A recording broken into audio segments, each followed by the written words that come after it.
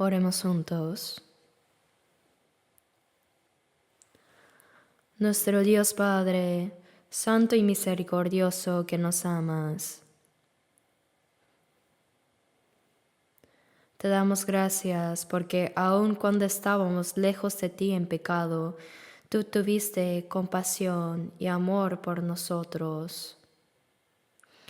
Y cuando no te conocíamos, Señor Jesús, tú recibiste la maldición y el juicio en nuestro lugar, y con tu preciosa sangre derramada en la cruz quitaste para siempre nuestros pecados, y nos libraste del juicio y la maldición para siempre.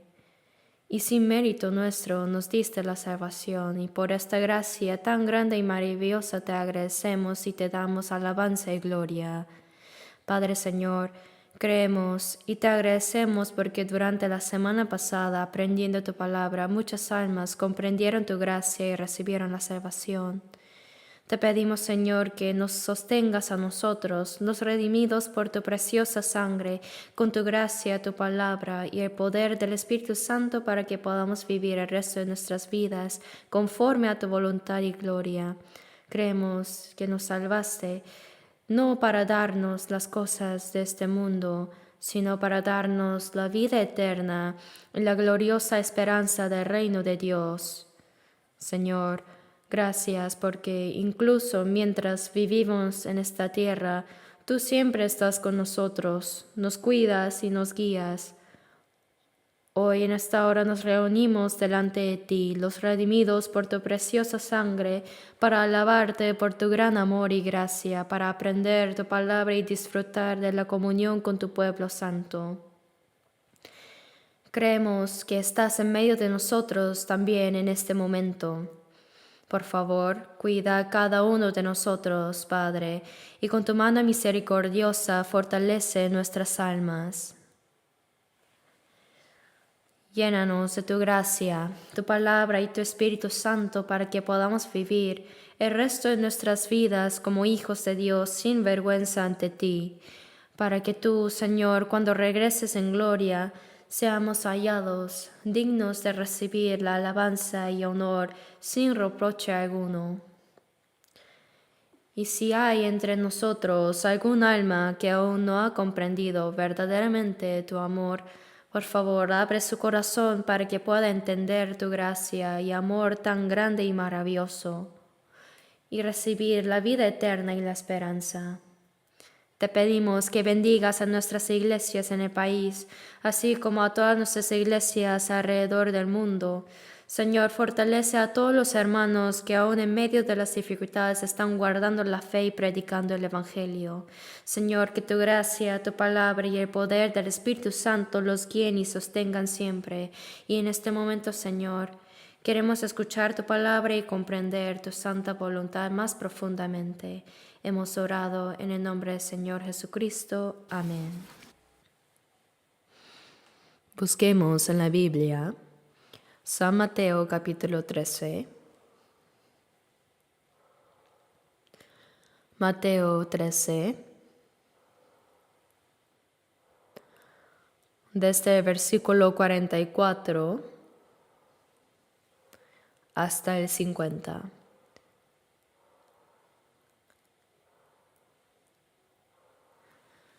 Mateo 13, versículos 44 al 50. Además, el reino de los cielos es semejante a un tesoro escondido en un campo, el cual un hombre halla y lo esconde de nuevo, y gozoso por ello va y vende todo lo que tiene y compra aquel campo. También el reino de los cielos es semejante a un mercader que busca buenas perlas, que habiendo hallado una perla preciosa, fue y vendió todo lo que tenía y la compró. Asimismo, el reino de los cielos es semejante a una red que echada en el mar recoge de toda clase de peces, y una vez llena, la sacan a la orilla, y sentados recogen lo bueno en estas cestas, y lo malo echan fuera. Así será el fin del siglo. Saldrán los ángeles y apartarán a los malos de entre los justos y los echarán en el horno de fuego. Ahí será el lloro y el crujir de dientes. Hasta aquí.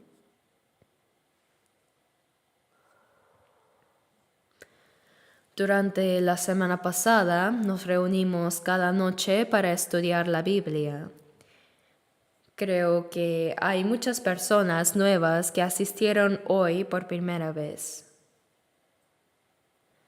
También creo que hay muchos que han conocido la gracia de Dios y han recibido la salvación.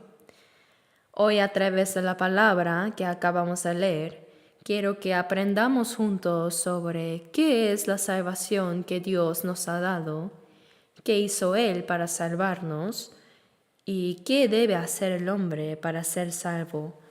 Y por último, cuál es el resultado de todo esto. Para explicar esta gran verdad, a Jesús le gustaba hablar usando parábolas fáciles de entender para todos. Por eso en la Biblia, el Señor habló usando varias parábolas. Y en este capítulo 13 de Mateo que leímos, desde el principio habló de varios misterios del cielo usando parábolas.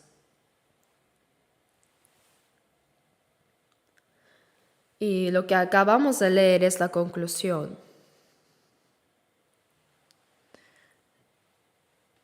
Dice aquí, el reino de los cielos es semejante a... Jesús vino al mundo para salvar a las almas destinadas al infierno. Y Él vino para llevarlos al reino de los cielos. Por eso dijo que la obra de salvar a los pecadores para llevarlos al cielo es semejante a esto.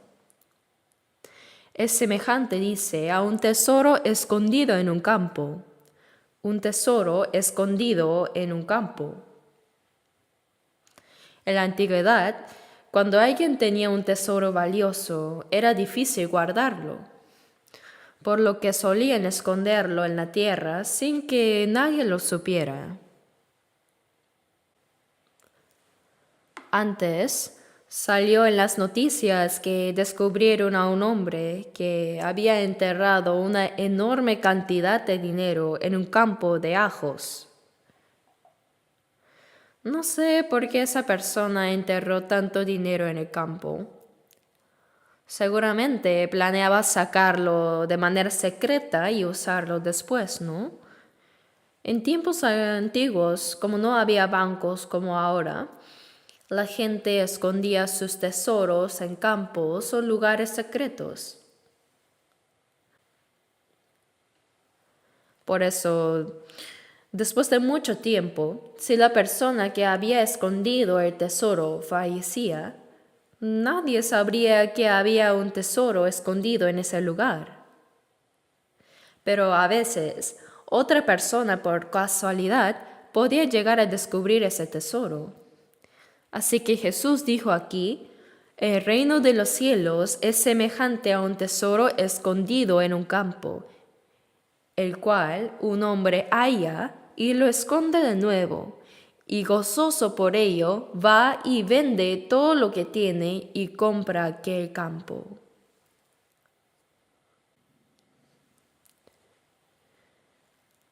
Parece que el hombre que encontró este tesoro originalmente no era el dueño de ese campo, ¿cierto? Sino que conocen a los agricultores arrendatorios que cultivan en campos de otros. Antes había muchas personas así. Mientras el agricultor estaba arando el campo, parece que golpeó algo como una caja. Por eso dijo, bueno, qué raro. Pero al abrirla, encontró que la caja estaba llena de tesoros. Sorprendido, lo escondió rápidamente. Y fue y vendió todo lo que él tenía y compró aquel campo. Probablemente vendió su casa, sus ollas, hasta todas sus cucharas. Vendió literalmente todo lo que tenía y compró ese campo. El propósito por que compró ese campo no era para cultivarlo, sino para obtener el tesoro escondido en él. Como era el campo de otra persona, si hubiera desenterrado el tesoro secretamente, habría sido un robo. Así que para poder obtener ese tesoro legítimamente, primero tenía que comprar el campo y hacerlo suyo. Entonces, todo lo que estuviera en el campo llegaría a ser suyo.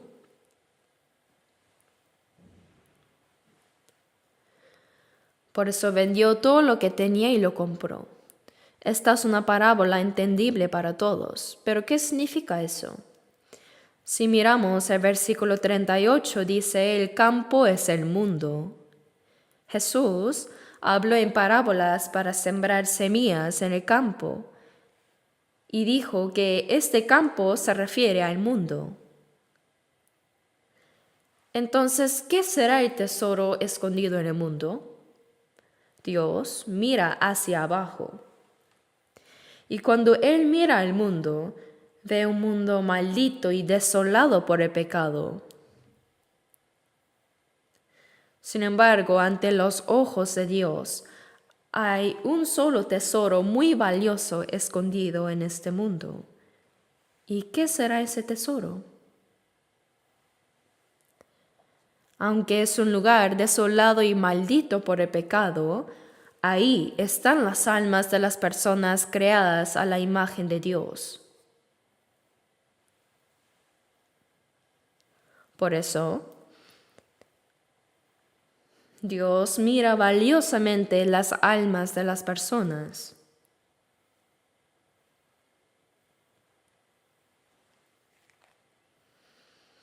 El hombre es un ser precioso que fue creado a la imagen de Dios, para su plan y propósito, y para ser el objeto de amor de Dios, y para hacernos hijos de Dios, para darnos su vida y para llevarnos a su reino para vivir eternamente con Él.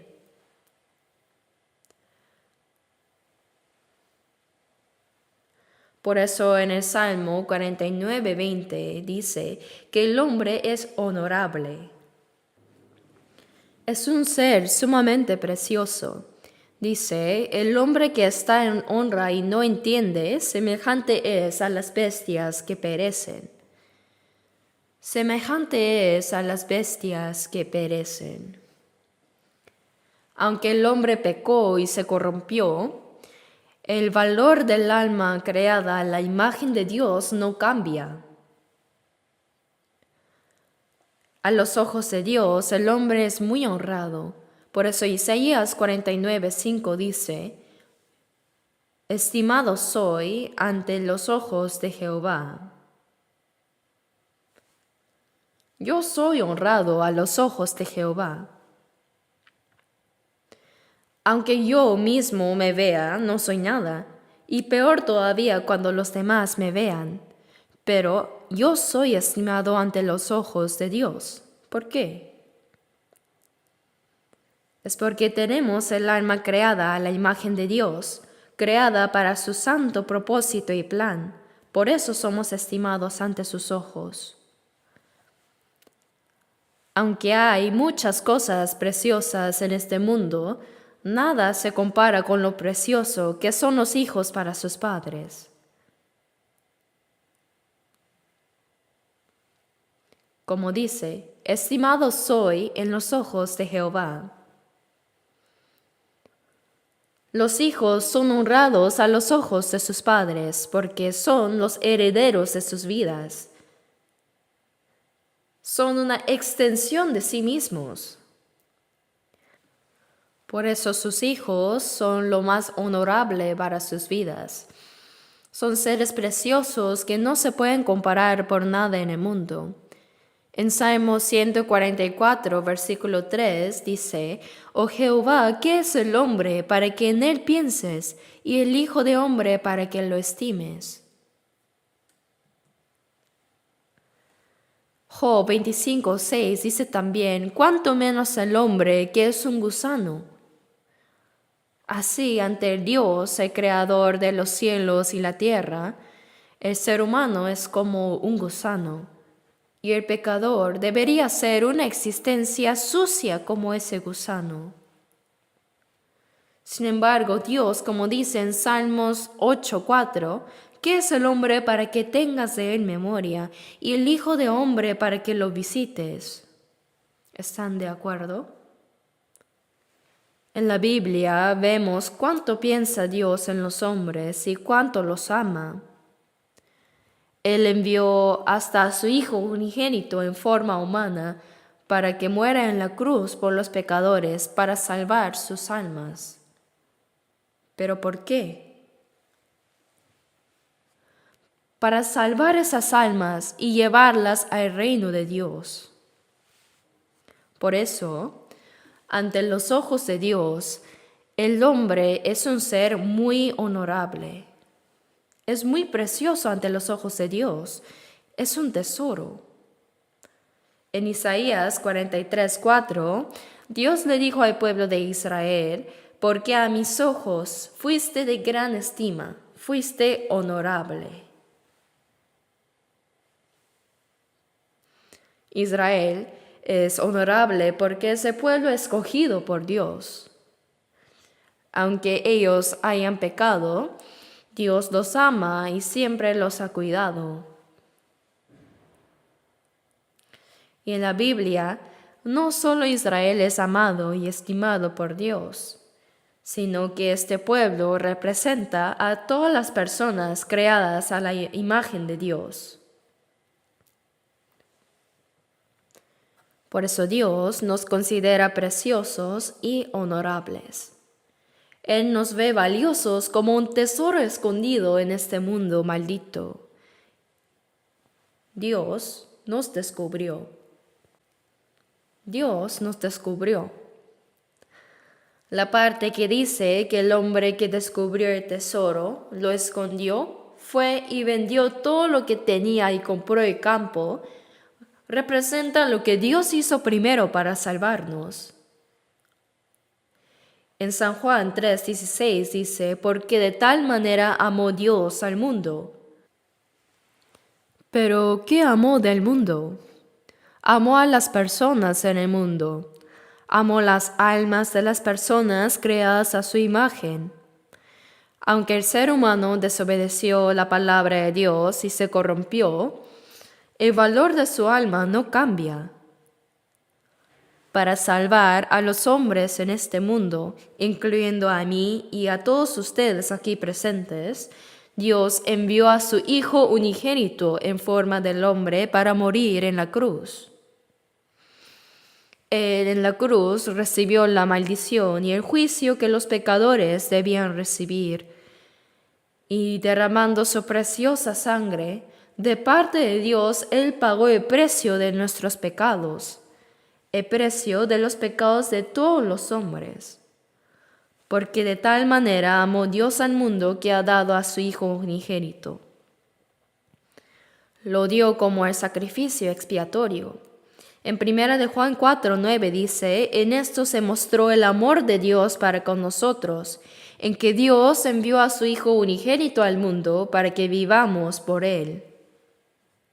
Por amar a los pecadores como nosotros, Dios envió a su Hijo unigénito para salvar nuestras almas.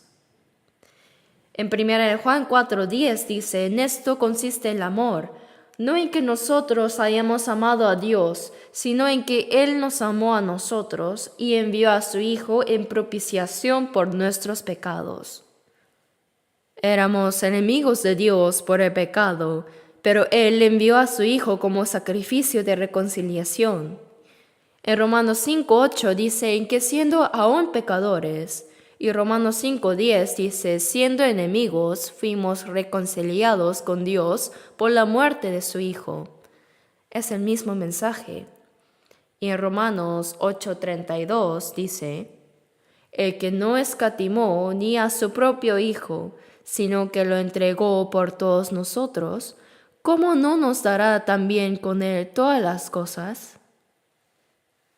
Dios, para salvar a los pecadores como nosotros, no escatimó ni a su único Hijo, lo entregó por todos nosotros, lo entregó hasta la muerte. ¡Cuán asombroso amor es esto! No podemos explicar completamente el amor de Dios. Envió a su Hijo unigénito sin pecado en cuerpo del hombre, y como dice Isaías 53, versículo 6, Jehová cargó en él el pecado de todos nosotros. Significa que en nuestro lugar Dios cargó toda nuestra iniquidad en Jesús, quien no tenía ningún pecado. Por eso en Juan 1:29 dice, He aquí el Cordero de Dios que quita el pecado del mundo. Jesús era el Cordero de la expiación preparado por Dios. Sobre sí Él llevó los pecados de todo el mundo, los suyos y los míos. ¿Y a dónde fue con ellos? El pecado no puede resolverse sin juicio. Por eso Jesús sin pecado cargó todos los pecados de este mundo entero y como consecuencia, recibiendo la vergüenza y el juicio, Él murió en la cruz como el más miserable pecador. Él recibió la pena de muerte y murió así. Él derramó toda su sangre preciosa para lograr la obra de salvación de los pecadores. Eso es el amor de Dios. ¿Cómo podemos entender y explicar completamente el amor de Dios? Como dice el himno, o el amor grande de Dios, expresar con palabras no se podrá. Aunque todo el mar fuese tinta y todo el cielo fuese papel, jamás bastarían para poder escribir todo su amor por mí, dice. Puede parecer una exageración, pero es verdad. ¿Cómo podría el hombre entender y expresar completamente el amor de Dios? Dios nos amó. Por eso a los ojos de Dios, el tesoro escondido en el campo, es decir, en este mundo, es el alma de los hombres. Aunque los hombres, las personas, son los seres más honorables ante Dios, hay quienes no lo comprenden y viven pensando que solo es cuestión de vivir unas décadas y morir. Y dicen, da igual, todos vamos a morir algún día. Así viven como sea y mueren como sea. No saben cuán preciosos son los seres humanos. Incluso el pecador más terrible es un ser precioso a los ojos de Dios. Por eso Dios hace grandes obras para salvar a esas almas. Vendió todo lo que tenía y compró aquel campo. Aquí todo lo que Dios tenía era su Hijo unigénito. No hay mayor sacrificio que haber enviado a su Hijo único en forma del hombre para morir en la cruz. En Génesis 22, Dios eligió a Abraham y le dio grandes bendiciones. Pero Dios puso a prueba a Abraham. Le dijo, toma ahora tu hijo, tu único Isaac, a quien amas, y vete a tierra de Moria, y ofrécelo allí en holocausto sobre uno de los montes que yo te diré. Para Abraham, Isaac era el hijo que tuvo a los 100 años. Era lo más valioso para él y su esposa, que ya eran ancianos. Isaac, que tenía unos 14 años, estaba creciendo hermosamente. Abraham, de hecho, tenía muchos siervos y muchas posesiones. Pero más que todo eso, ¿no sería más precioso el hijo que él tuvo a los 100 años? Sin embargo, Dios le dijo que fuera al monte Moria y lo ofrezca en holocausto como si fuera un cordero. Entonces, ¿qué hizo Abraham? Por casualidad dijo, Dios, puedo hacer todo menos eso. O dijo, voy a consultarlo con mi esposa. ¿O acaso dijo, dame un poco de tiempo para pensarlo? No, simplemente dijo sí, de frente. Si lo hubiera consultado con su esposa, ella habría dicho, ¿no habrás entendido mal? ¿Ha cambiado el corazón de Dios? ¿No había prometido que a través de este hijo tendríamos descendientes como las estrellas del cielo? ¿Ha cambiado Dios? Tú puedes hacer cualquier cosa menos eso. Si le hubiera comentado a su esposa, ella nunca habría permitido que se llevara a Isaac. Si hubiera intentado llevárselo, ella habría dicho, tendrás que matarme a mí primero. Entonces, ¿qué habría podido hacer Abraham? No debía consultarlo, por eso Abraham incondicionalmente dijo sí. Sea lo que sea que pidiera Dios, quien le había dado todo, la respuesta era sí. Vamos al monte Moria. Después de 3 días de camino, Abraham subió al monte Moria, llevando el fuego y el cuchillo mientras Isaac cargaba la leña. ¿No es esta imagen muy idéntica a la de Jesús? El Hijo unigénito de Dios, quien cargó la cruz hacia el monte Calvario para morir. Luego Abraham ató firmemente a Isaac. Hijo mío, Isaac, esta vez Dios me ha pedido que le ofrezca no un cordero, sino a ti. Ahora extiende tus manos. Entonces Isaac también obedeció incondicionalmente. Sí, átame bien. Lo puso sobre la leña y tomó el cuchillo listo para sacrificarlo como un cordero. En ese instante Dios dijo, basta, Abraham, Abraham. Lo dijo 2 veces porque si hubiera tardado un segundo más lo habría apuñalado. Por eso Dios también lo paró a toda prisa. Abraham, Abraham. No extiendas tu mano sobre el muchacho ni le hagas nada, porque ya conozco que temes a Dios por cuanto no me rehusaste tu hijo, tu único. ¿Por casualidad Dios no sabía que Abraham lo amaba? Claro que sí, pero Dios quería ver no solo el amor en su corazón, sino también el amor demostrado con acciones. Quería ver cuánto lo amaba realmente, por eso lo demostró con acciones. Entonces Dios dijo, es suficiente. Dios probó a Abraham y él fue aprobado. Así Dios cumplió su promesa e hizo a Abraham padre de Israel y padre de la fe. De la misma manera, si nosotros pensamos bien en la gran gracia que Dios nos ha dado, sería natural que amemos a Dios también más que a cualquier cosa en este mundo.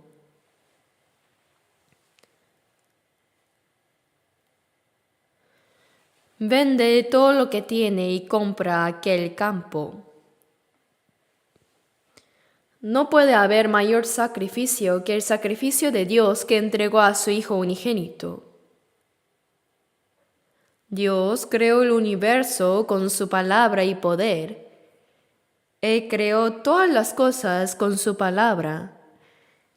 Dios gobierna el universo y la historia con su sabiduría, su palabra y su poder. Pero solo hay una cosa que Él no puede hacer con su poder ni palabra. ¿Saben qué es? Es la salvación de las almas. Romanos 6:23 dice, la paga del pecado es muerte. Esta es la justicia de Dios. Para Dios, el que peca debe morir sin piedad. La paga del pecado es muerte. Esta es la justicia. Si Dios perdonara y salvara incondicionalmente a los pecadores, se destruiría su justicia. Entonces, ¿qué tuvo que hacer? de parte de Dios, debió pagar la paga del pecado.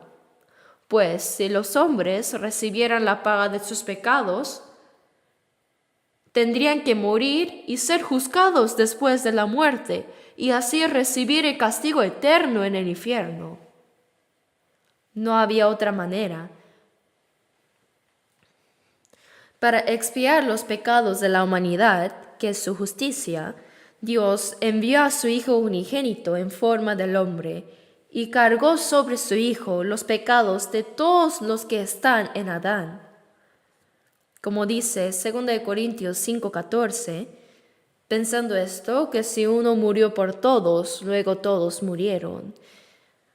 Dios cargó sobre uno solo, un hombre sin pecado, la muerte que todos debían sufrir.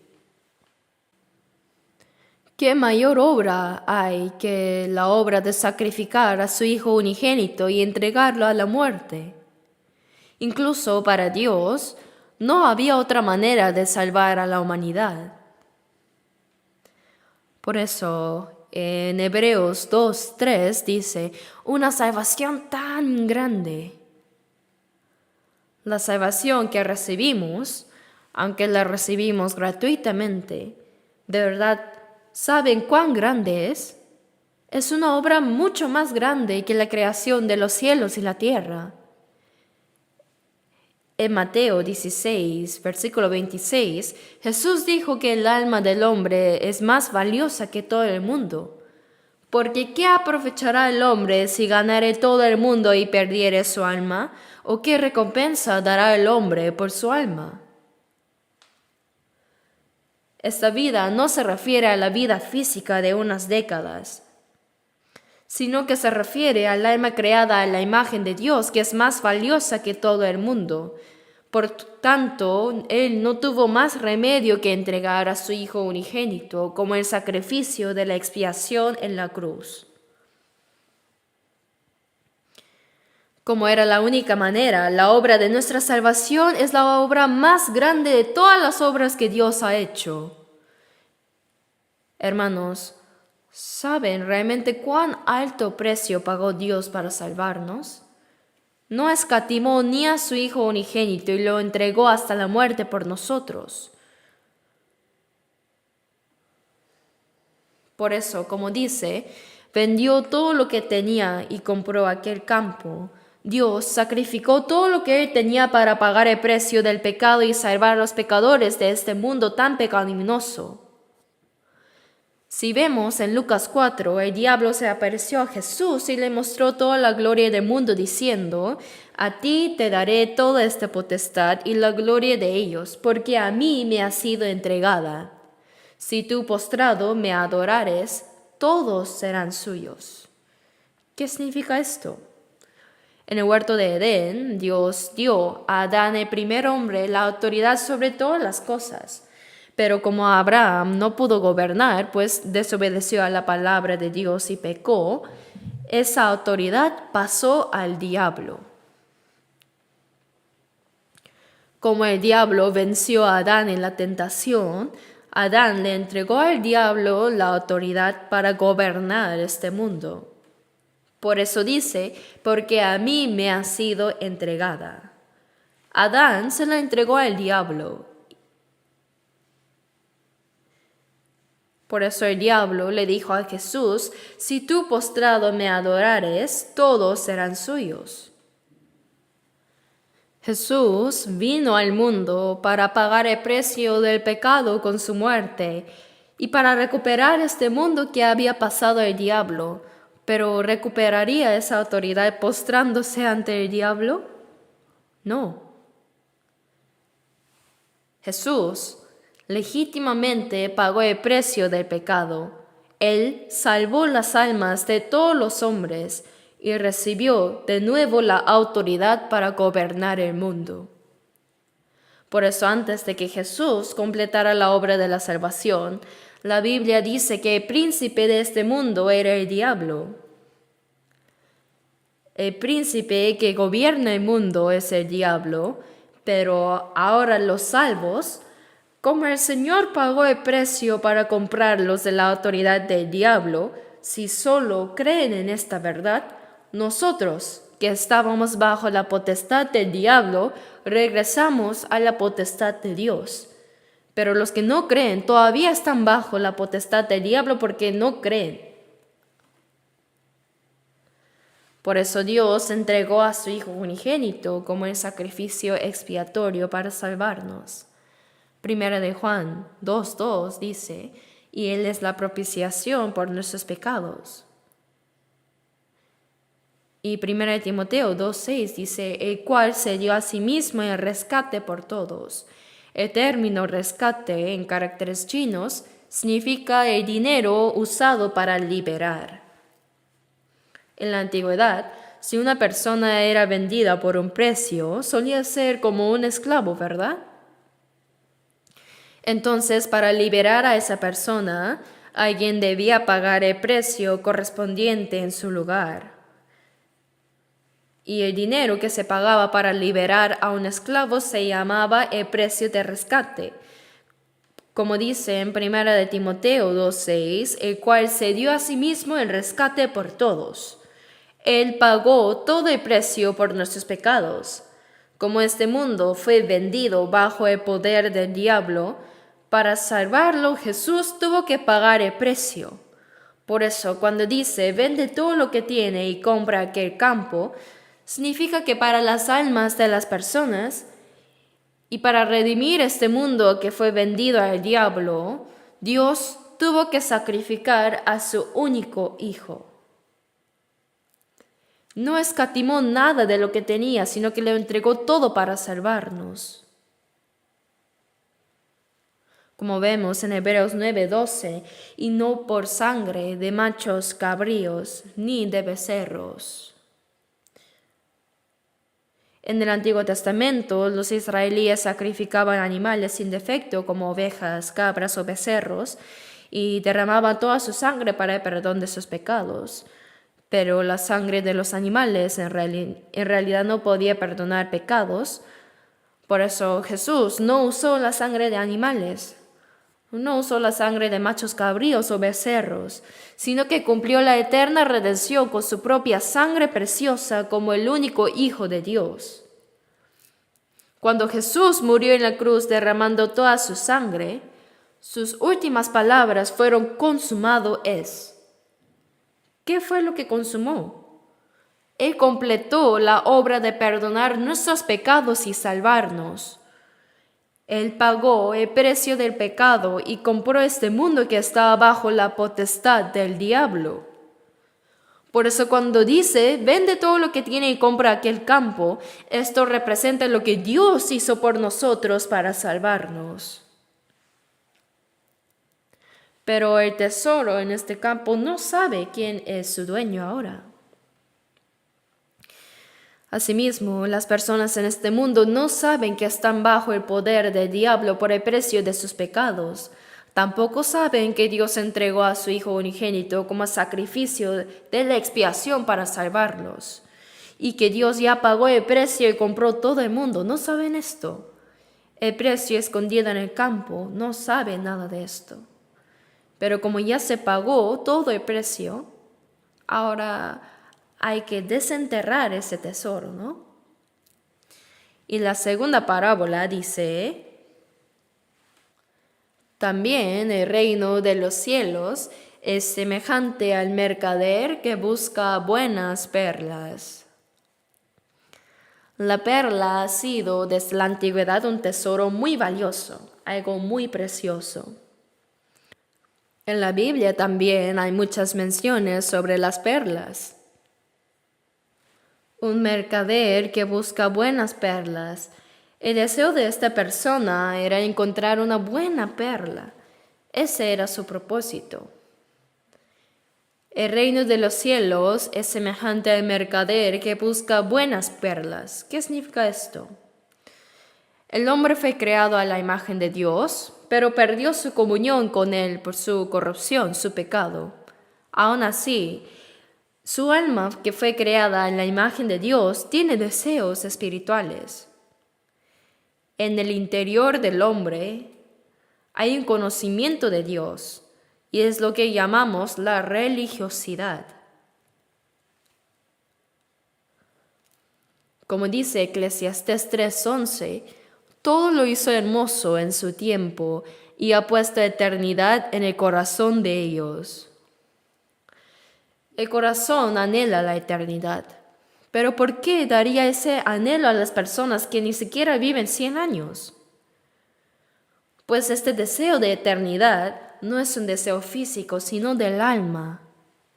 El alma desea vivir para siempre como Dios. Por la eternidad quiero vivir con Dios. Eso es el deseo espiritual. Por eso, como el mercader que busca las buenas perlas, los hombres tienen un corazón que busca a Dios. Tiene el anhelo por la vida eterna. Si no obtienen la vida eterna, nunca se sentirán satisfechos. Por más que ganen mucho dinero, no habrá satisfacción. Incluso por más que obtengan fama y poder. Como el ser humano tiene dentro de sí el alma creada a la imagen de Dios, no hay verdadera felicidad ni satisfacción hasta ser como Dios, es decir, hasta obtener la vida eterna como Dios. Por tanto, mientras que por parte de Dios ya se completó la expiación por nuestros pecados, por parte de los hombres todavía existe ese anhelo de eternidad. Es la necesidad del alma. Mateo 7:7 dice, buscad y hallaréis. Y Jeremías 29:13 dice, me buscaréis y me hallaréis, porque me buscaréis de todo vuestro corazón. El anhelo ferviente de buscar a Dios, el deseo del alma de ser salvada y el corazón que busca la verdad. Hay esto en los hombres. Por eso en San Juan 14:6 Jesús dijo, yo soy el camino y la verdad y la vida. Nadie viene al Padre sino por mí. Jesús abrió el camino del mundo humano hacia el Dios eterno. Cuando Él murió en la cruz derramando toda su sangre, no solo quitó ahí los pecados de la humanidad, sino que también abrió las puertas del cielo. Las heridas que Él recibió en su pecho son la puerta del cielo. Y cuando Jesús murió en la cruz, sus manos y sus pies fueron clavados y su pecho fue atravesado por una lanza. Él derramó toda su agua y sangre, pero tan pronto como fue atravesado y derramó su sangre, las puertas del cielo se abrieron de par en par. Por eso si vemos en Hebreos 10:20 dice, por el camino nuevo y vivo que Él nos abrió a través del velo, esto es de su carne. Por eso Jesús también dijo, yo soy el camino y nadie viene al Padre sino por mí. Él abrió el camino del mundo humano hacia Dios. Jesús vino a este mundo a morir en la cruz para salvarnos y completó esta obra de salvación y partió. Asimismo los hombres vinieron a este mundo para ser salvos y comprender esta gracia. Somos como ese hombre que busca una perla de gran precio. Vinimos a este mundo para buscar la verdad, la perla tan valiosa. Supongamos que la persona que estaba buscando una perla encontró una y la mira y dice, no es esta, estoy buscando una perla de más valor, no es esta. Luego encuentra otra y dice, tampoco es. Después, un día, realmente encontró la perla de gran precio y al instante sus ojos se abrieron grandemente. ¡Ah! Esto es lo que estaba buscando. Entonces vende todo lo que tenía y la compra. ¿Qué significa esto?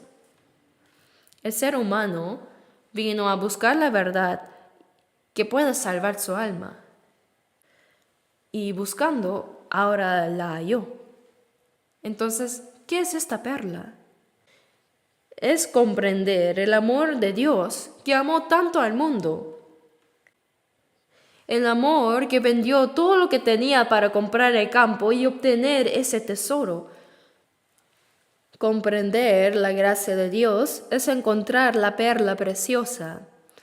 Es la verdad más asombrosa que el hombre puede descubrir.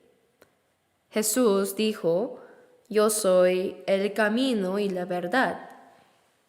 Él es el camino al cielo, el camino y la verdad y la vida. Jesús es el camino al cielo. Y cuando comprendemos esta verdad, obtenemos también la vida eterna. Nadie viene al Padre sino por mí. Nosotros vinimos a este mundo a buscar la verdad de la vida eterna. Pero muchas personas, sin conocer esto, vagan buscando lo vano. Como dijo el rey David, el gran rey de Israel, en su oración en Salmos 39, 6 al 7, dice: ciertamente como una sombra es el hombre. La gente en este mundo va y viene como una sombra. La sombra desaparece en un momento, ¿cierto? Ciertamente en vano se afana, amontona riquezas y no sabe quién las recoge. Dice que la gente busca afanosamente algo, pero no encuentra nada. Encuentra más bien lo que es vanidad. Ciertamente en vano se afana, amontona riquezas y no sabe quién las recoge. En este mundo hay ricos muy famosos, ¿verdad? Como también en el pasado. Esa persona, por ejemplo, ahora de Tesla, dice que tienen una fortuna inmensa. Ese tipo de persona tendría que vivir, si es así, miles de años, ¿verdad? Pero si observamos, los ricos suelen morir más temprano. Como dice en Lucas 12, versículos 19 y 20, alma, muchos bienes tienes guardados para muchos años. Repósate, come, bebe, regocíjate. Pero Dios le dijo: necio, esta noche vienen a pedirte tu alma, y lo que has provisto, ¿de quién será? El que acumula riquezas para su cuerpo, que morirá algún día, pero no se prepara para encontrarse con Dios, debe prepararse para estar de pie ante Dios después de la muerte. Job 19, 26 dice: y después de deshecha está mi piel, y en mi carne he de ver a Dios. Cuando este cuerpo muere y vuelve al polvo, no es el fin, sino que el alma debe salir del cuerpo para encontrarse con Dios. Pero muchas personas viven para lo que algún día desaparecerá, sin hacer ninguna preparación para encontrarse con Dios. Ciertamente en vano se afana, amontona riquezas y no sabe quién las recoge. ¿Cuán necio es esto? Por eso David dice en Salmos 39, 7, y ahora, Señor, ¿qué esperaré? Mi esperanza está en ti. Mi esperanza está en el Señor.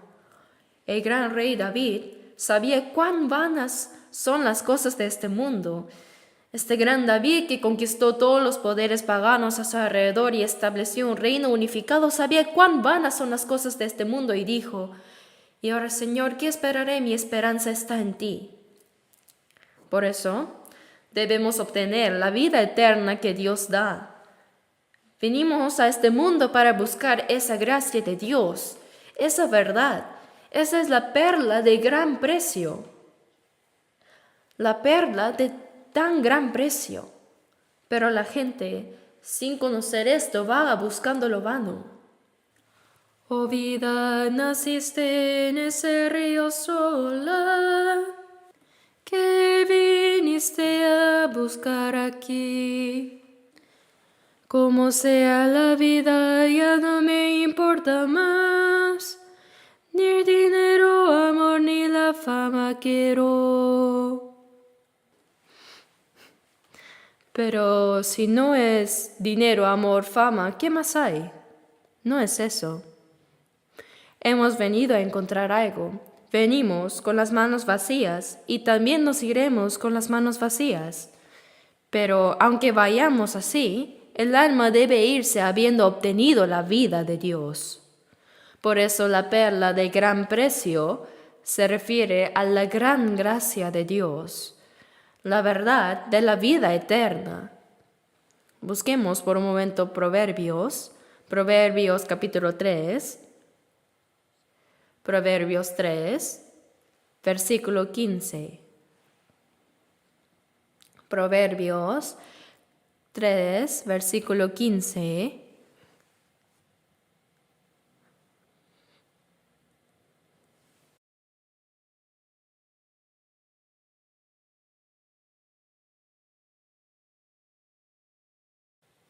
Leamos juntos. Más preciosa es que las piedras preciosas, y todo lo que puedes desear no se puede comparar a ella.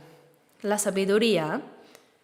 Este libro de Proverbios es un libro sobre la sabiduría y habla continuamente sobre ella. Pero, ¿quién es esa sabiduría? Es Jesús. Como dice 1 Corintios 1:24, Cristo, poder de Dios y sabiduría de Dios. Y 1 Corintios 1, versículo 30, dice, nos ha sido hecho por Dios sabiduría, justificación, santificación y redención. Jesús es nuestra sabiduría, sabiduría de la vida eterna. Él es más preciosa que las piedras. Leamos juntos. Más preciosa es que las piedras preciosas, y todo lo que puedes desear no se puede comparar a ella. La sabiduría, este libro de Proverbios es un libro sobre la sabiduría y habla continuamente sobre ella, pero ¿quién es esa sabiduría? Es Jesús. Como dice 1 Corintios 1:24, Cristo, poder de Dios y sabiduría de Dios. Y 1 Corintios 1:30 dice, nos ha sido hecho por Dios sabiduría, justificación, santificación y redención. Quiere decir, Jesús es nuestra sabiduría, la sabiduría de la vida eterna. Él es más preciosa que las piedras preciosas y todo lo que puedes desear no se puede comparar a ella. ¿Acaso es tan valioso que una persona encuentre una perla de gran precio? Eso es una parábola nada más. Realmente nos está hablando de nuestra búsqueda de la verdad de la vida eterna. Comprender la gracia de Dios es como encontrar esa perla muy preciosa. Leamos también el versículo 18. Ella es árbol de vida a los que de ella echan mano, y bienaventurados son los que la retienen. Ella es árbol de vida eterna a los que de ella echan mano, es la vida. Y bienaventurados son las que la retienen. ¿Saben cómo se forma una perla? Los hombres no pueden crearlas. Vienen de las ostras. Cuando algo áspero como un grano de arena entra en la ostra, ésta continúa produciendo líquido para recubrirlo. Por eso los cultivadores de perlas intencionalmente introducen algo áspero como la arena en las ostras. Entonces, estas ostras, mientras sufren, siguen recubriendo estas sustancias. Y si lo recubre por mucho tiempo, se convierte en una perla con un color muy especial. La perla se forma a través del sufrimiento de la ostra. Asimismo, esta verdad de la vida eterna se logró por medio del sacrificio y sufrimiento de Jesús, quien quitó nuestros pecados y completó la obra de la salvación. Es decir, la verdad de vida eterna se logró a través del sufrimiento de Cristo. Vinimos a este mundo para obtener esta verdad de vida eterna, para comprender la gracia de Dios y obtener la vida eterna. Pero mucha gente vaga buscando vanidades. Hay un himno que dice, como la mujer junto al pozo yo busqué las cosas vanas nada más. Mucha gente ha buscado como yo las cosas vanas del mundo.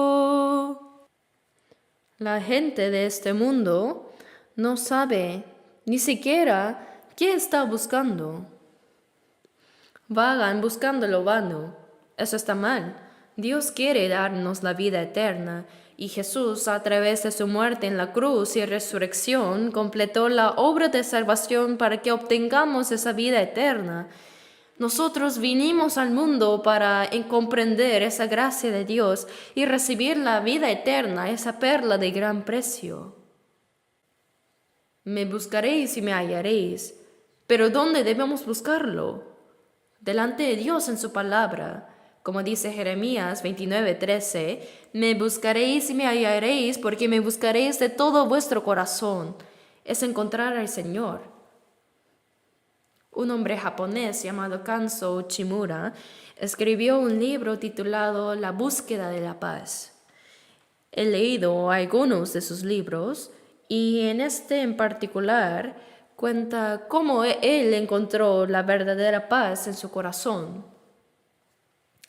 Para encontrarla, dice que estudió literatura, practicó religiones, hizo obras también de caridad, estudió teología e intentó hacer muchas cosas, pero aún así no lo había logrado. Pero un día él comprendió la gracia de Dios y encontró verdadera paz en su corazón a través de la Biblia. Halló la paz del alma. Este libro, Búsqueda de la Paz, escrito por Kanzo Uchimura, también está disponible en la librería abajo. Si uno comprende la gracia de Dios que escribió Uchimura, se puede alcanzar una verdadera paz. Leí su testimonio que decía, así como la perla se forma a través del largo sufrimiento de la ostra, la salvación se logró por medio del sufrimiento y sacrificio de Jesús en la cruz. Como dice Colosenses 1:6, el Evangelio que ha llegado hasta vosotros, desde el día que oísteis y conocisteis la gracia de Dios en verdad. Este Evangelio que comenzó en Israel después de que Jesús murió en la cruz, resucitó, vino el Espíritu Santo. Este Evangelio se extendió por toda Judea, Samaria y hasta lo último de la tierra. Desde el centro del mundo hacia Roma, Europa y América, dando una vuelta, llegó hasta nosotros en el extremo oriental. Hemos recibido este Evangelio un poco tarde. Me seréis testigos hasta lo último de la tierra. Nosotros escuchamos y comprendimos este Evangelio y fuimos salvos. Es como encontrar una perla de gran precio. El que encontró esta perla tan preciosa debe haberse sorprendido y pensado, esto es lo que está buscando, ¿verdad? El deseo de esta persona era encontrar una perla preciosa. ¿A qué se refiere esto? Se refiere a que vinimos a este mundo para encontrar la verdad que da la vida eterna. Al principio, yo no fui a la iglesia porque quería creer en Jesús, sino que cuando estaba en secundaria en Busan, yo iba a una escuela cristiana. Por eso tenía que ir a la iglesia obligatoriamente y asistir a los cultos los domingos. Pero mientras seguía aprendiendo la Biblia, me di cuenta que, existe un Dios que creó los cielos y la tierra. Existe el alma y más allá de la muerte existen el cielo y el infierno también. Empecé a creer en cada cosa, así poco a poco, que Dios existe, que tenemos el alma y que después de la muerte hay el cielo eterno y el infierno. Entonces pensé, voy a esforzarme mucho para ir al cielo y no al infierno. Así me convertí en un cristiano fervoroso, lo hice con mucha dedicación por más de 10 años y pensé, aunque no pueda hacer muchas cosas, voy a estudiar y leer la Biblia a fondo. Así que entré con un amigo al seminario presbiteriano en Daegu y durante los 4 años de estudio leí el Nuevo Testamento más de 50 veces. Antes de comer también leía un capítulo de la Biblia siempre. Todos los sábados iba con folletos a los mercados y parques para predicar. Pensé que yo era el mejor creyente de verdad. Yo era tan dedicado que mientras estudiaba en el seminario ya me habían encargado una iglesia rural cerca de Daegu donde prediqué durante 2 años. Así pensé que yo recibiría el mejor lugar en el cielo. ¿Quién podría ser más dedicado que yo?, pensé. Pero me di cuenta de que algo estaba mal con mi fe, porque Juan 3:3 dice que no naciere de nuevo no puede ver el reino de Dios. Y cuando me examiné, no tenía una experiencia clara de haber nacido de nuevo. Entonces, realmente no era renacido todavía. Si moría en ese momento, yo no podría ir al cielo. Iba a ir de frente al infierno, pero no podía decírselo a nadie. Por eso, mientras luchaba solo con esto, el 30 de octubre del año 1962, por las 8 de la noche, comprendí qué relación tiene conmigo Jesús y la gracia de su cruz. Hasta entonces solo conocía doctrinal e intelectualmente, pero ese día encontré la perla de gran precio. Estaba tan feliz y agradecido. Han pasado 62 años y, aunque no recuerda bien todas las cosas que pasaron durante ese tiempo, hasta ahora me recuerdo tan vívidamente como si fuera ayer el momento cuando recibí la salvación, porque fue tan sorprendente. Me pellizqué preguntándome si era un sueño o realidad, pero no era un sueño, era real. ¿Cómo es posible? Antes, incluso mientras iba a la iglesia, como había crecido muy pobre y tenía que trabajar para estudiar, yo pensaba que algún día lograría el éxito. Eso era mi aspiración. Aun siendo creyente, yo envidiaba muchas cosas. Cuando veía a alguien con una buena casa, lo envidiaba, pensando que algún día yo también viviría en una casa así. Cuando pasaba en buen auto, deseaba tener uno también. Había tantas cosas que yo envidiaba en este mundo. Pero tan pronto como comprendí la gracia de Dios y que mis pecados fueron perdonados, llegué a tener la certeza de mi salvación y la vida eterna. En ese momento me convertí en la persona más feliz del mundo, de verdad. Desde entonces, no importa cuán rica o próspera sea la gente que vea, no siento ni un poco de envidia. Si hubiera vivido como rico, probablemente no habría podido ser salvo, porque es difícil salvarse siendo rico. Jesús dijo en Mateo 19:24 que es más fácil pasar un camello por el ojo de una aguja que entrar un rico en el reino de Dios. Es porque cuando uno se satisface con las cosas del mundo, no siente conflicto espiritual. Si tiene todo el dinero, piensa que puede hacer cualquier cosa con ello y ni siquiera piensa en buscar a Dios. Si uno se complace con la vida presente, no tiene más espacio para pensar en lo que hay más allá de la muerte. Por eso, no por sus pecados, sino porque no buscan a Dios, es difícil que los ricos sean salvos. Por eso estoy muy agradecido de haber crecido en la pobreza. ¿Hay alguien aquí especialmente rico? Debemos agradecer a Dios de no ser ricos. Antes pensaba, ojalá hubiera nacido en una familia rica en Estados Unidos. ¿Por qué nací en una familia tan pobre? Pero no es así. Gracias a eso, llegué a entender la gracia de Dios y soy muy feliz incluso ahora. Aunque hayan pasado 62 años, la felicidad sigue creciendo en mi corazón. El cielo no está lejos, sino que está dentro de nosotros, como dice Lucas 17:21. El reino de Dios está entre vosotros. Y Romanos 14:17 dice, el reino de Dios no es comida ni bebida, sino justicia, paz y gozo en el Espíritu Santo. Cuando se cumple la justicia de Dios, se alcanza la paz y el gozo inescrutable en el corazón. Ese corazón es el reino de Dios. Hay personas que dicen, aunque sufro tanto, ahora iré al cielo cuando muera. Pero si tu corazón es un infierno, ¿cómo puedes ir al cielo? Antes de verte, oh Señor, lejos de mí me pareció el reino celestial allá, mas ahora se cumplió en mí. El reino de Dios que se veía a lo lejos se cumple en el corazón. Es un pequeño cielo en nosotros y ese cielo eterno se acerca más día a día.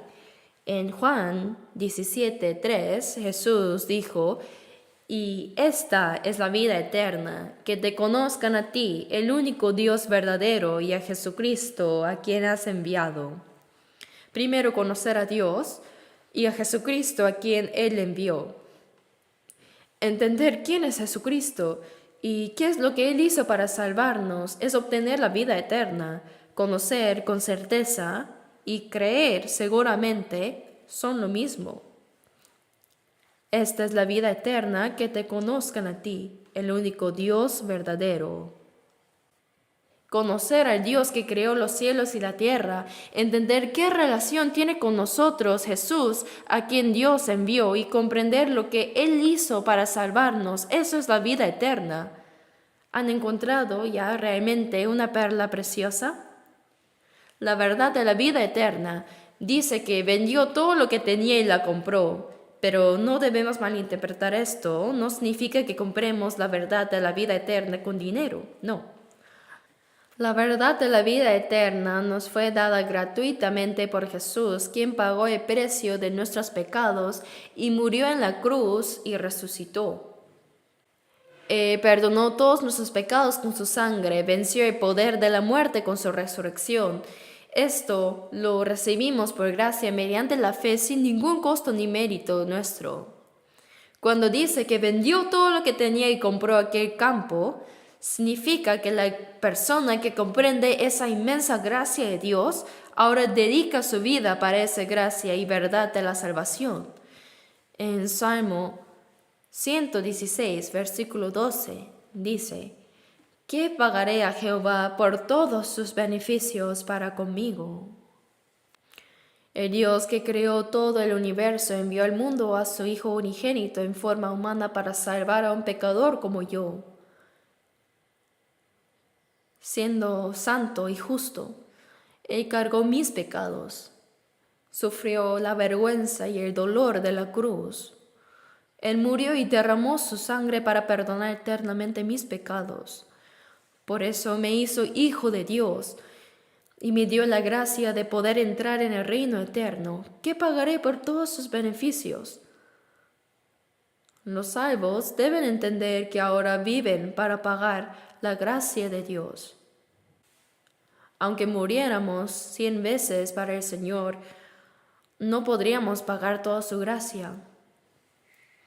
Aunque no podamos pagarla completamente, debemos al menos vivir para pagar esa gracia.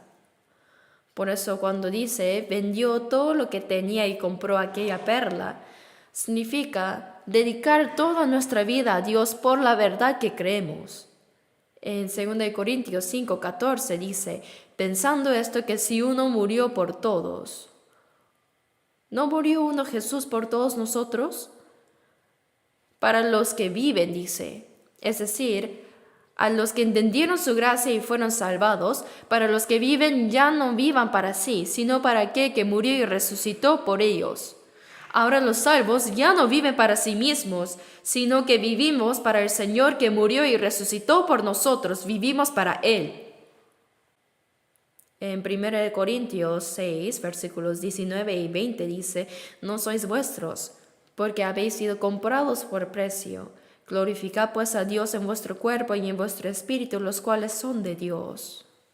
Tanto nuestro cuerpo como nuestra alma fueron comprados por la sangre preciosa del Señor. Ya no somos nuestros, sino del Señor. Ahora debemos glorificar a Dios con este cuerpo.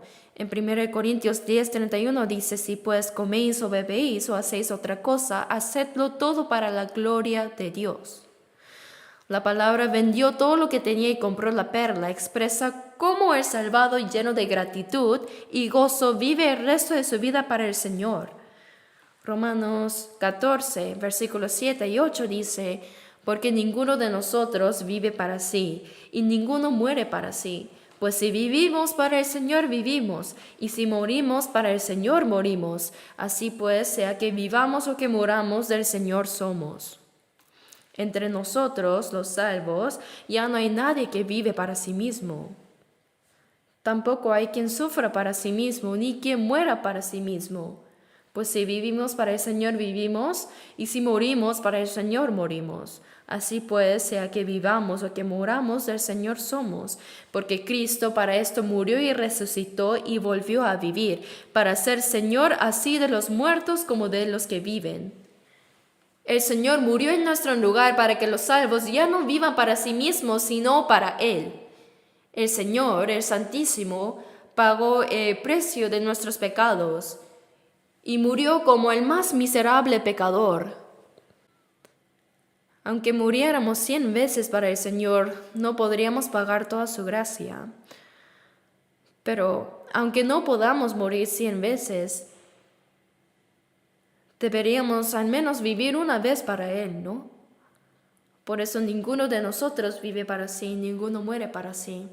En realidad no somos nuestros, sino que como nuestra alma y nuestro cuerpo fueron comprados con la sangre del Señor, ahora somos del Señor. Por eso no tenemos derecho a morir ni a vivir para nosotros mismos. Sea que vivamos o que muramos, del Señor somos. Esta es nuestra vida cristiana después de ser salvos. Es sumamente natural que después de ser salvos, nuestra vida cambie completamente para Dios.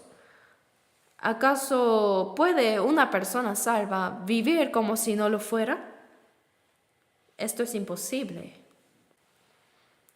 El Señor entregó su santa vida por nosotros y así nos salvó de la perdición.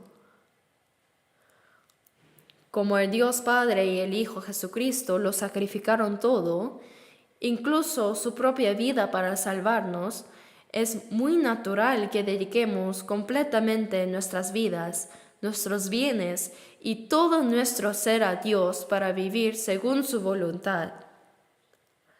Esa es la vida de una persona salvada. En Mateo capítulo 10, versículo 37 dice: el que ama a padre o madre o a hijo o hija más que a mí no es digno de mí. En uno de nuestros seminarios vino una diaconisa y me dijo, los que vienen aquí dicen que son salvos y que han nacido de nuevo, pero me parece muy arrogante eso. Solo Dios sabe eso. ¿Cómo pueden estar seguros ustedes? Solo lo sabrían cuando mueran. Entonces yo le pregunté, ¿cree usted en Dios? Sí, claro que sí creo. Bien, entonces ¿cree que el Señor murió en nuestro lugar y quitó nuestros pecados para salvarnos? Sí, lo creo, dice. ¿Y ama usted al Señor? Sí, por supuesto que lo amo. Entonces, ¿cuándo lo ama? ¿Tiene hijos? Ella tenía 3 hijos. Uno era médico, otro profesor universitario y el último militar. Era una señora mayor y hablaba de sus hijos con mucho orgullo. Entonces le pregunté, señora, ¿y por casualidad ama al Señor más que a sus hijos? Pero ella no pudo responder. Después de un buen rato me dijo, no puedo entender eso. Dios es muy codicioso, el Señor quiere que lo amemos solo a Él. Por eso le respondí, así es. Es natural, pues en verdad usted aún no ha comprendido verdaderamente el amor de Dios. Como nunca ha entendido cuán grande y maravilloso es el amor de Dios, no tiene corazón para amarlo. Cualquiera puede amar un poco. Hasta amamos a nuestros perros y el dinero. La cuestión es, ¿cuánto los amamos? Jesús dijo que debemos amar a Dios más que a nuestro padre, madre, hijo, hija, hermano, hermana, incluso más que nuestra propia vida. Al escuchar esto, esa señora se quedó cabizbaja. Su semblante se oscureció porque se dio cuenta de que algo estaba mal en su fe. Aún así, asistió hasta el final del seminario de la Biblia. Esto sucedió hace tiempo en la ciudad de Pohang.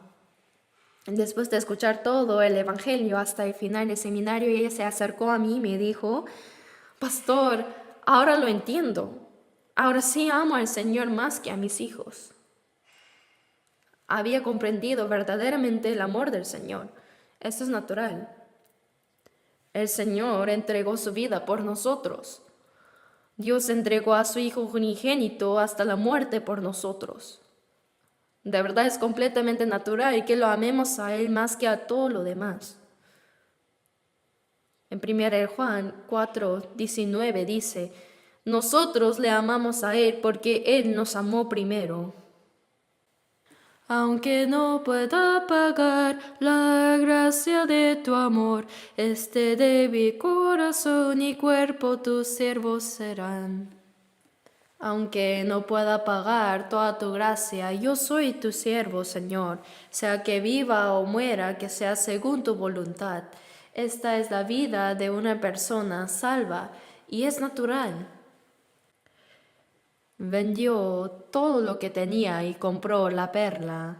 Significa ofrecer toda nuestra vida por la verdad que creemos y por la gracia de Dios.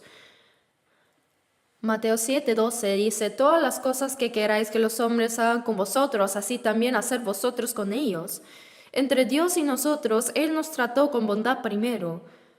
¿Qué puede ser más grande que la inmensa gracia de entregar a su Hijo unigénito hasta la muerte por nosotros? Ahora, los que hemos recibido esa gracia debemos corresponder a Dios, pero ¿cómo lo podemos hacer? Debemos entregar también nuestras vidas al Señor, así como recibimos su amor, debemos devolverle nuestro amor. Ahora veamos Mateo 13. Veamos una parábola más. San Mateo 13, versículo 47. Asimismo, el reino de los cielos es semejante a una red que echada en el mar recoge de toda clase de peces, y una vez llena la sacan a la orilla y sentados recogen lo bueno en cestas y lo malo echan fuera. Así será al fin del siglo, saldrán los ángeles y apartarán a los malos de entre los justos y los echarán en el horno de fuego. Ahí será el lloro y el crujir de dientes. Es la tercera parábola y es la conclusión. Los discípulos de Jesús, Pedro, Andrés, Santiago y Juan, eran pescadores del mar de Galilea. Por eso Jesús los llamó diciendo, venid en pos de mí y os haré pescadores de hombres. El reino de los cielos es semejante a una red echada en el mar que recoge toda clase de peces. Por supuesto que el mar aquí representa el mundo y toda clase de peces simboliza a toda clase de personas, pecadores en el mundo. Se echa la red para pescar, ¿no? La red simboliza el Evangelio. Después de la resurrección de Jesús, Él dijo a sus discípulos, echad la red a la derecha de la barca. Y pescaron tantos que se especifica que eran exactamente 153 peces grandes. Una vez llena, la sacan a la orilla y sentados recogen lo bueno en cestas y lo malo echan fuera. El Señor comparó a las personas que se salvan por el Evangelio con los peces atrapados en la red. Pero una vez llena, dice, la sacan a la orilla. Pero no llevan todos los peces, sino que sentados recogen lo bueno en cestas y lo malo echan fuera.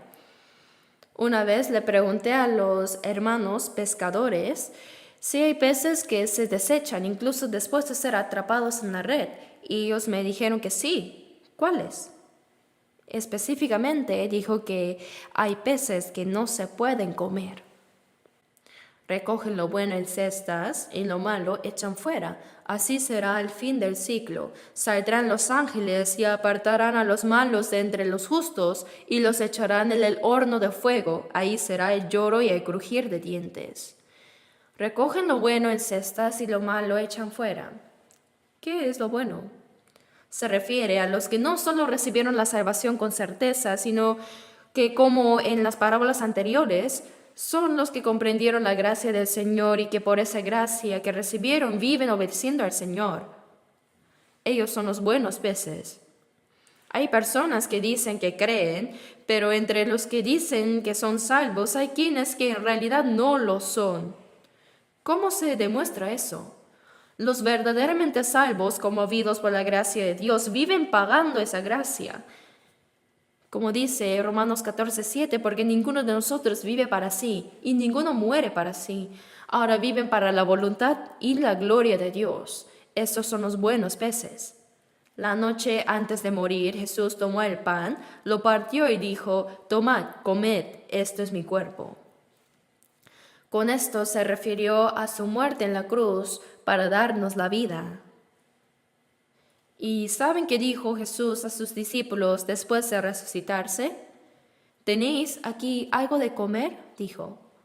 Entonces los discípulos le dieron un pedazo de pescado asado y el Señor resucitado lo comió. ¿Qué quiere decir esto? ¿Creen que el Señor pidió comida porque realmente tenía hambre? Después de resucitarse, Jesús fue a buscar a sus discípulos pescadores en el mar de Galilea y los llamó. Y cuando los discípulos se acercaron al Señor, vieron brasas puestas y un pez encima de ellas y pan. Y dijo, venid y comed. Es el lugar de comunión donde los salvos predican el Evangelio según la palabra del Señor y tienen comunión con Él. ¿Saben cuán hermoso es esto? Venid a comer. Es el desayuno que preparó el Señor. Les dio pan y pescado.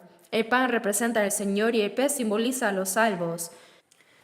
Como dice, ¿qué padre de vosotros, si su hijo le pide pan, le dará una piedra? O si pide pescado, en lugar de pescado, le dará una serpiente. En Lucas 11 está esta palabra. O sea, si alguien pide pan al Señor, ¿le dará una piedra? No. El Señor nos ha dado el pan de vida. Pero el Señor también nos pide algo. ¿Qué nos pide? Éramos como los peces que vivían a nuestra manera en este mundo, pero Él nos rescató y nos salvó. Por tanto, nosotros también debemos ofrecernos al Señor como ese pescado asado. ¿Qué tenemos que ofrecer a Él? Nuestra obediencia completa, como entregar ese pescado cocido entero. El Señor murió por mí y ahora yo vivo para Él. Por eso Apocalipsis 3:20 dice, entraré a Él y cenaré con Él y Él conmigo. Yo vivo consumiendo lo que el Señor me da y el Señor toma de mí mi obediencia como alimento. De ahí se realiza la verdadera comunión. Para que dos amigos tengan una comunión verdadera, si uno es sincero pero el otro no puede haber una verdadera comunión, ¿cierto?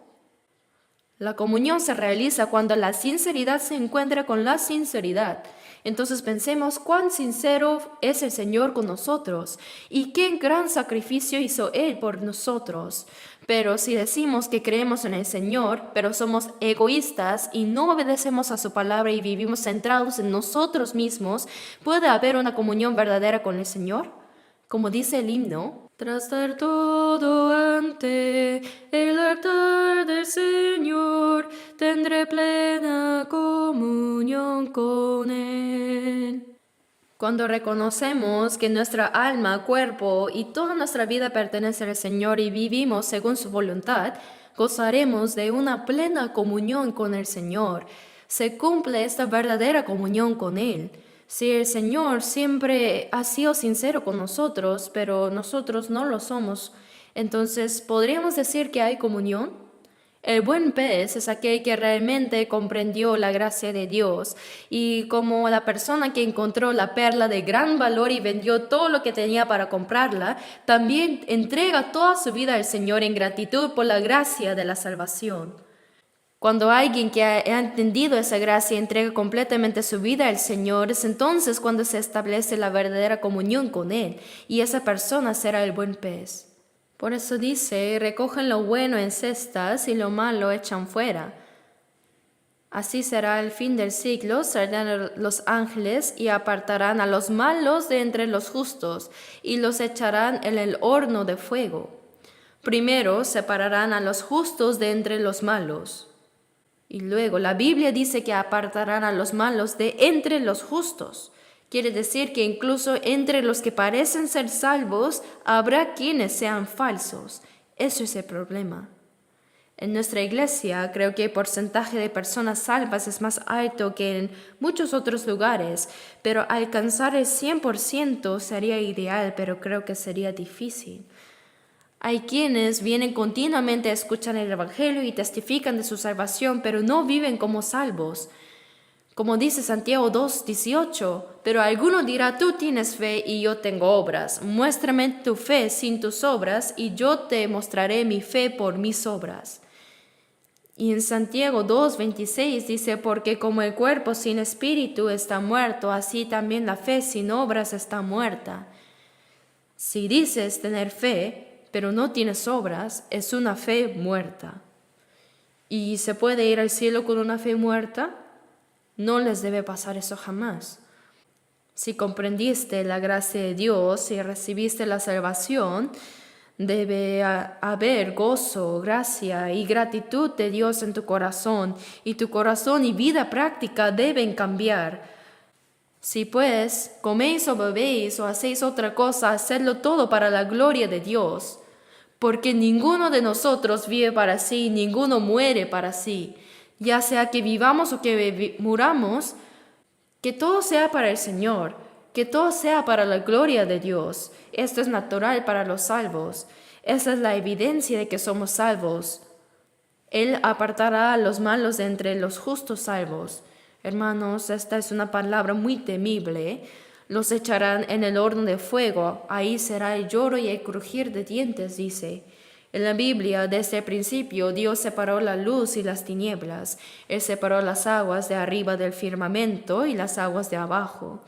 Dios escogió a Abraham y separó a Ismael y a Isaac, y de Isaac separó a Esaú y a Jacob. Así Dios siempre ha separado y clasificado.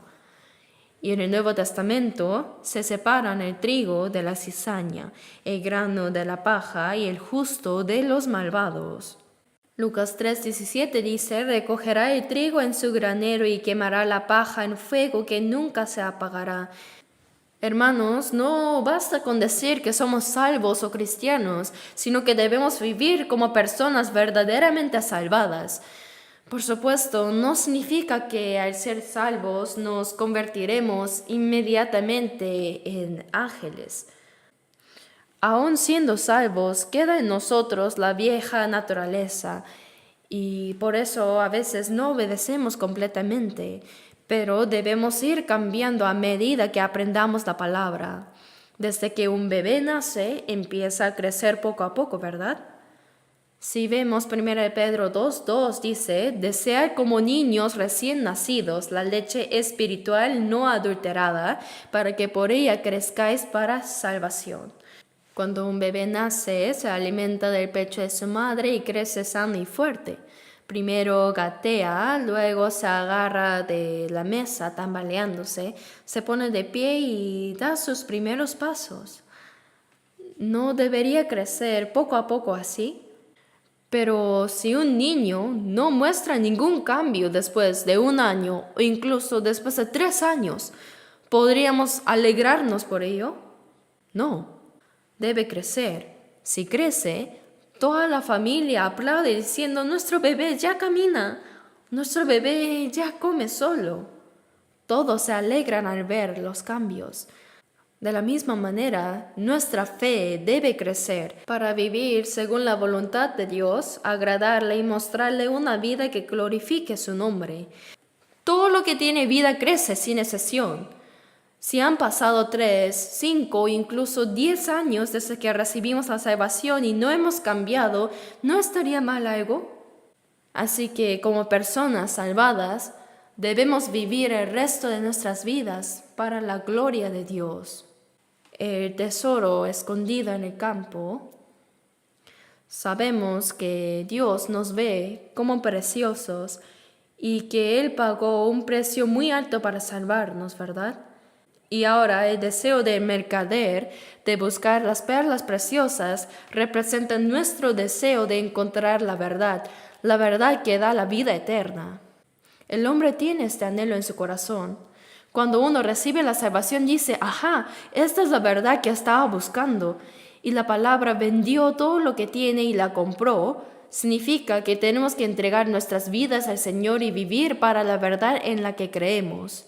Esa persona al final entrará en la vida eterna como el buen pez, pero aquellos que no lo hacen serán separados como los malvados de los justos. Esa palabra me llena de mucho temor. Todos los que estamos reunidos aquí para cantar, orar y tener comunión deberíamos presentarnos ante el Señor si es que Él viniera hoy. Pero me preocupa que haya quienes no puedan recibir al Señor en gloria. Por eso, escuchando la palabra, debemos examinarnos primero a nosotros mismos. De verdad, ¿qué tipo de fe tengo yo delante de Dios? Hay que probarnos y asegurarnos de esto. Oremos juntos. Padre Dios misericordioso, te agradecemos por tu inmensa gracia, porque cuando éramos pecadores, tú nos amaste primero y cargaste la maldición y el juicio que nosotros merecíamos. Con tu sangre quitaste para siempre nuestros pecados y nos diste la salvación sin ningún mérito nuestro. Comprados por tu sangre, ahora nuestro cuerpo y alma son tuyos. Te pedimos que nos guíes para poder vivir el resto de nuestras vidas conforme a tu voluntad y para tu gloria. Como hijos de Dios y cristianos salvos, ayúdanos a vivir de manera digna de nuestro llamado. Señor, también concédenos tu gracia para que ninguno de nosotros sea parte de ti y para que podamos participar en la gloria tuya cuando regreses. Guía y gobierna completamente nuestras vidas con tu palabra y tu espíritu. Hemos orado en el nombre de nuestro Señor Jesucristo. Amén.